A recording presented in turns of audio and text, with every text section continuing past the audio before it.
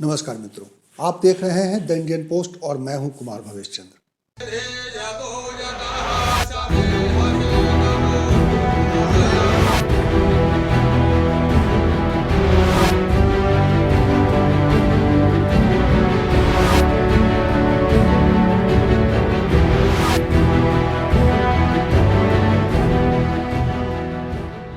उत्तर प्रदेश में आज प्रदेश के मुख्यमंत्री योगी आदित्यनाथ बजट पर प्रतिक्रिया देने के लिए मीडिया के सामने आए और इसको प्रेस वार्ता कहा गया।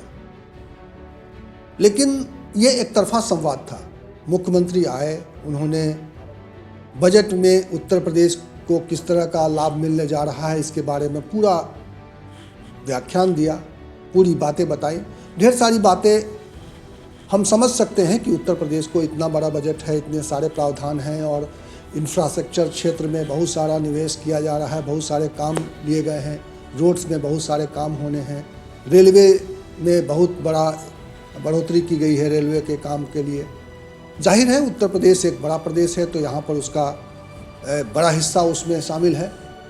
लेकिन क्या कुछ और सवाल नहीं हो सकते थे जो मुख्यमंत्री जिसका जवाब देते कि उत्तर प्रदेश में रोज़गार को लेकर किस तरह की संभावनाएं बनेंगी। हालांकि बातें हुई कि जो ये इंफ्रास्ट्रक्चर को लेकर जो यहाँ पर काम होगा उससे किस तरह का यहाँ पर एक्टिविटी बढ़ेगी और उससे रोज़गार भी सृजन होगा। लेकिन सीधे सीधे बहुत सारे ऐसे सवाल होते हैं जिसके जवाब मिलने चाहिए और वो जवाब नहीं मिलते हैं इस तरह के प्रेस कॉन्फ्रेंस में।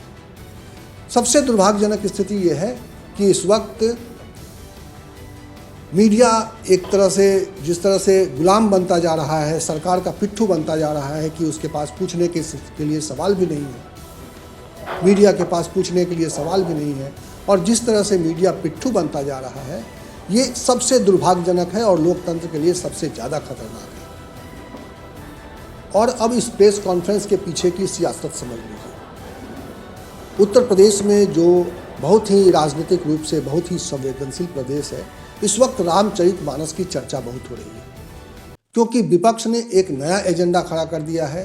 रामचरितमानस में जो चौपाई है उस चौपाई को हटाने को लेकर जब स्वामी प्रसाद मौर्य का बयान आया उसके बाद ये मामला इतना तूल पकड़ने लगा कि इसको लेकर सोशल मीडिया से लेकर और तमाम तरह के प्लेटफॉर्म पर इसको लेकर चर्चा होने लगी और इसको लेकर सवाल जवाब होने लगे और उसको लेकर एक सफाई और उसके अलावा इस पर एक पक्ष जो है सामने आ गया कि इसमें पक्ष और विपक्ष बनता जा रहा है। धीरे धीरे इस पूरे मामले को गरमाने की कोशिश की जा रही है और इससे ऐसा लगता है कि उत्तर प्रदेश में जिस तरह से मंडल और कमंडल की राजनीति जो एक समय में यहाँ पर बहुत ही प्रमुख हो गई थी, एक बार उसी राजनीति का पदार्पण उत्तर प्रदेश में होने जा रहा है और इसकी वजह से बीजेपी को कहीं ना कहीं खतरा महसूस हो रहा है।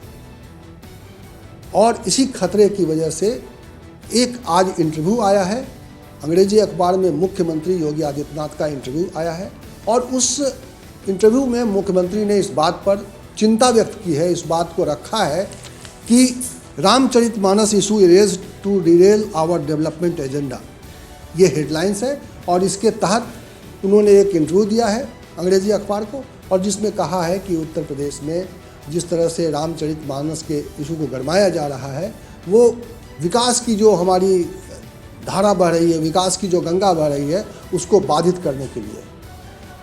अब तक ये इसी तरह के आरोप सत्ता पक्ष पर लगते रहे हैं कि वो विकास के एजेंडे पर सत्ता में आई थी लेकिन वो मंदिर और मस्जिद की बातें कर रही है, वो राम मंदिर की बातें कर रही है, वो काशी विश्वनाथ धाम में कॉरिडोर जो बन रहा है उसकी बातें कर रही है, मथुरा में एक नया एजेंडा शुरू हुआ है उसकी बातें हो रही हैं।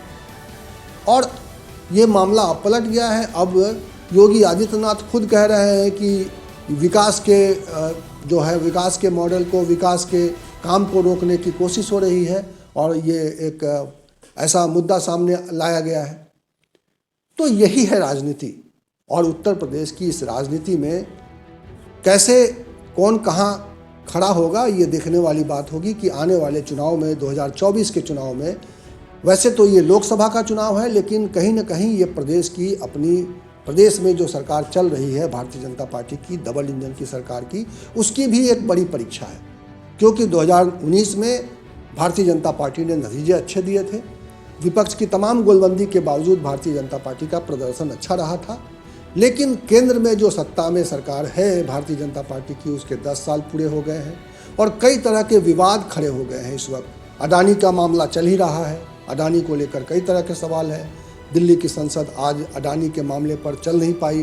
विपक्ष चाहता है कि वहाँ पर बहस हो इसको लेकर कि कैसे कोई रिपोर्ट आई है, उसके आधार पर उस रिपोर्ट में जो कहा जा रहा है उसमें कितनी सच्चाई है, क्या सचमुच कोई बड़ा घोटाला सामने आ सकता है। क्योंकि इसी तरह के मामले में हम देख चुके हैं कि सरकारें चली जाती हैं, सरकारें गिर जाती हैं। देश में कभी शेयर घोटाला हुआ था, ये सभी जानते होंगे, आज की पीढ़ी नहीं जानती होगी तो उसके सामने सिनेमा है। स्कैम के नाम से उन्होंने वेब सीरीज़ देखी है कि किस तरह से हर्षद मेहता घोटाले में और कितना बड़ा प्रपंच हुआ, कितना बड़ा कांड हुआ और उसके बाद किस तरह से राजनीतिक रूप से एक उथल पुथल मचा रहा लंबे समय तक। तो तेलगी कांड हुआ।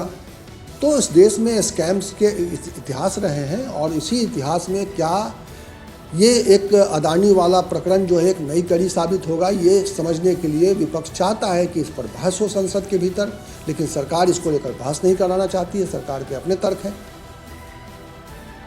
तो इस वक्त जो राजनीति है सत्ता पक्ष और विपक्ष के बीच में कई तरह के सवाल हैं और इन सवालों के बीच में सरकार का मौन हो जाना, सरकार का एक तरफा संवाद बहुत सारे सवाल खड़े करता है अपने आप में। और यही आज की तारीख में ये सबसे बड़ा सवाल है कि क्या लोकतंत्र जीवित है और क्या लोकतंत्र पूर्ण रूप से जीवित है। हम ऐसा तो नहीं कह सकते कि लोकतंत्र खत्म हो चुका है, लेकिन जिस तरह से लोकतंत्र को खत्म करने की कोशिश हो रही है, जिस तरह से लोकतंत्र को सीमित करने की कोशिश हो रही है, इस तरह के प्रेस कॉन्फ्रेंस में जहां पर एक तरफा संवाद किए जा रहे हैं, इस तरह के प्रेस कॉन्फ्रेंस में जहां पर पत्रकारों को, मीडिया को उनके सवाल नहीं पूछने दिया जा रहा है, उनको सवाल शायद उन्होंने सवाल सोचना बंद कर दिया है क्योंकि उनको मालूम है कि उनको सवाल पूछने का कोई मौका नहीं मिलेगा।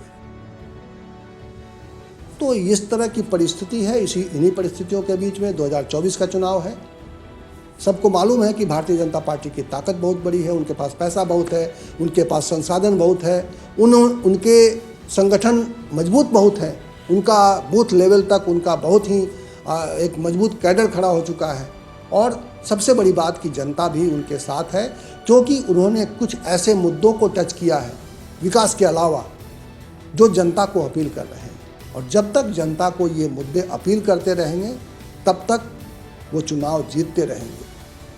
सवाल ईवीएम का भी है, लेकिन सवाल इस बात का भी है कि विपक्ष के पास समझाने के लिए बहुत कुछ है नहीं, समझाने की ताकत नहीं रह गई है और समझाने के लिए उनके पास मीडिया भी नहीं है, मीडिया भी उनके साथ खड़ा नहीं है और इसलिए संस्थाएं भी उनके साथ खड़ी नहीं है। तो बहुत सारे सवाल मिलकर एक बार फिर ऐसी परिस्थिति बना रहे हैं जिसमें भारतीय जनता पार्टी के लिए बहुत ही एक बड़ा अवसर दिखाई दे रहा है। लेकिन देखना है कि कैसे इस देश का जनमानस नए सवालों पर रिएक्ट करता है, नए सवालों पर आगे बोलता है।